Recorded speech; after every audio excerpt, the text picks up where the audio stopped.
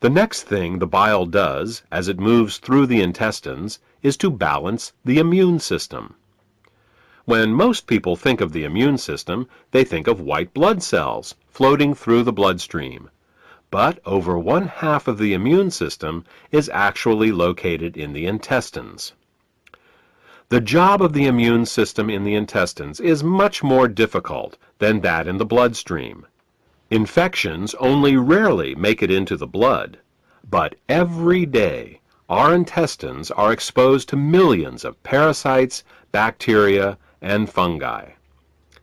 Because the intestinal immune system is continually at war with these microbes, it is much easier for it to become overly aggressive and start to attack our own tissue. What bile does is to regulate the intestinal immune system, helping to prevent it from becoming overly aggressive and causing autoimmune disorders. If you're suffering from a gut-related autoimmune disorder, it may be because of a blockage of bile flow. The last thing that bile does in the intestines is to kill parasites and candida. Tests show that even the healthiest person still has some degree of parasitic and fungal infection. While there are many antiparasitic and antifungal remedies available in the marketplace, most of them are mildly toxic and therefore unsuitable for daily use.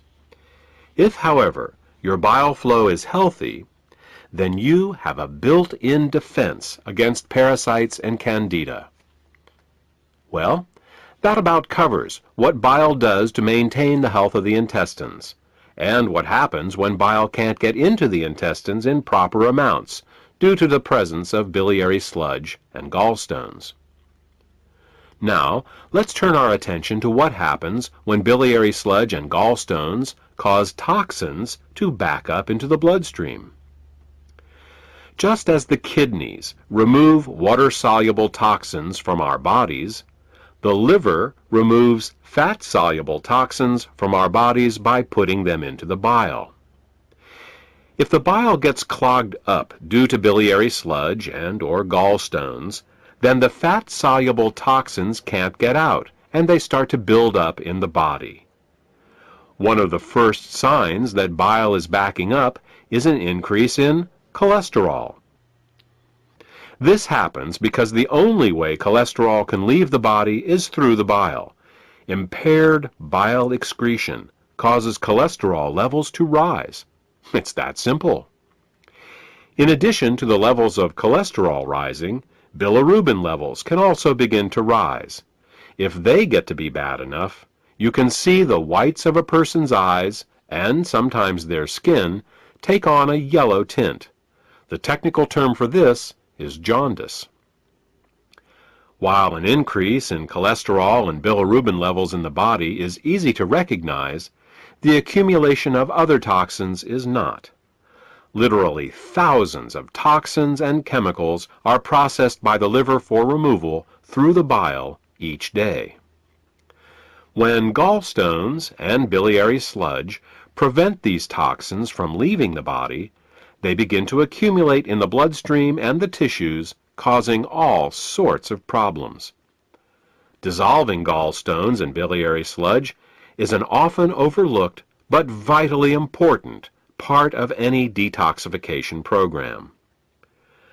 The last problem we will discuss, that is caused by bile backing up into the bloodstream, has to do with immune function.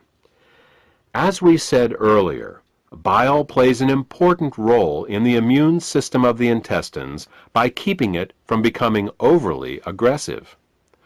Unfortunately, what's good for the immune system of the intestines is terrible for the rest of the body. Studies have shown that when bile acids are present in the bloodstream, they inhibit chemotaxis and phagocytosis. These are fancy words for how well white blood cells can locate, move towards, and swallow infectious microbes. Thus, what starts out as a beneficial immunoregulative action in the intestines becomes an immunosuppressive action in the bloodstream and the tissues. These are all effects of bile backing up in the bloodstream. The final set of problems we will discuss is how biliary sludge and gallstones can affect the neighboring organs. In addition to bile acids backing up into the bloodstream, bile can also back up into the pancreas and liver, where it can cause alkaline burns. This is because the liver, pancreas, and gallbladder all share the same basic plumbing, the common bile duct. There are valves that keep the bile from backing up into the liver and pancreas. If a small stone finds its way into one of these valves, the valve can get stuck in the open position. If this happens, then every time the gallbladder contracts to squeeze the bile into the small intestines, it can also squeeze the bile into the pancreas and the liver, causing caustic alkali burns and irritation. You see, very alkaline substances can burn us just as easily as very acidic ones. And with a pH of 9.5, bile is very alkaline. Mild alkali burns for a short time in these organs may only result in local irritation, but over a long period of time, these alkali burns can cause diabetes, hepatitis, and cancer.